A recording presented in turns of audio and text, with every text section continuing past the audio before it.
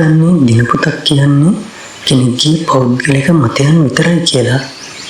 ඒ කළුවා ගුරුන්නාන්සේගේ දිනපොත ඊට වඩා වෙනස්. ඒක ලියවිලා තියෙන්නේ සාමාන්‍ය මිනිස්සුන්ට නොපෙනෙන අඳුරු ලෝකයක විහිසුණු අත්දැකීම් වලින්.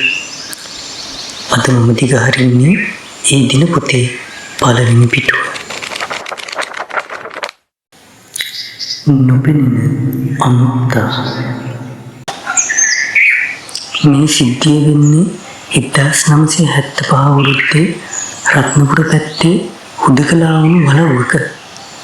ඒ වලව්වේ හිටපු පවුලේ අයට හැමදාම රෑ 12:30ට එකම අත්දැකීමකට මුහුණ දෙන්න වුණා.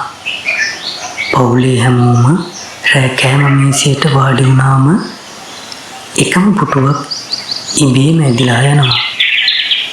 හිස්පි ගානකට කෑම බෙදනවා වගේ ඇහෙනවා. ඒත් එතන කවුරුත් පේන්නේ නැහැ. වලව්වේ මිනිස්සු බය වුණ පාර කළුවා ගුරුන්නාන්සේව ගෙන්නුවා. ගුරුන්නාන්සේ වලව්වට පය තිබ්බ ගමන්ම කිව්වේ එක දෙයයි. මේ ගේ ඇතුලේ අමුත්තෙක් ඉන්නවා. ඒත් එයාගේ දොරින් නෙවෙයි, පොළොව යටින් කියලා. ඉදා රෑ 12:05ට ගුරුන්නාන්සේ අර කෑම මේසේ ගාව බලාගෙන හිටියා. පුටුව ඇදිලා යද්දී ගුරුන්නාන්සේ Tamanගේ අතේ තිබ්බ මන්ත්‍ර කරපු අඳුනක් අරගෙන පුටුව දෙසට එල්ල කළා. අඳුන වැදුණු සැනින් එතන දර්ශනීය වුණ රූපයෙන් වලව්වේ අය විලාප තියලා පස්සට වුණා. ඒ හිටියේ සාමාන්‍ය මිනිස්සෙක් නෙමෙයි. ඇස් දෙක වෙනුවට කළුම කළු වලවල් දෙකක් තියෙන ඇඟ පුරාම පස්තවරුණු ප්‍රේතාත්මයක්.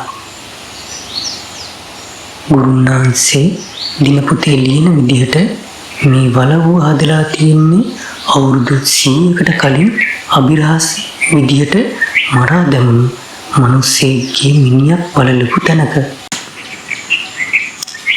ඒ මළගිය ප්‍රේතයා Tamanගේ අයිතිය ඉල්ලලයි හැමදාම මේසයට ඇවිල්ලා තියෙන්නේ.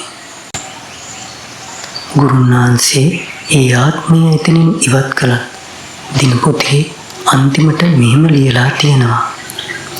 සමහර දේවල් පීවියසට නොපෙනෙන්නේ අපේ ආරක්ෂාවටමයි. මොකද මේ දේවල් පෙනෙන්න ගත්තොත් අපිට ජීවත් වෙන්න ලෝකයක් ඉතිරි වෙන එකක් නැහැ. කළුවා ගුරුන්නාන්සේ දිනපොතේ දෙවෙනි පිටුව මීට වඩා බීසුණුයි.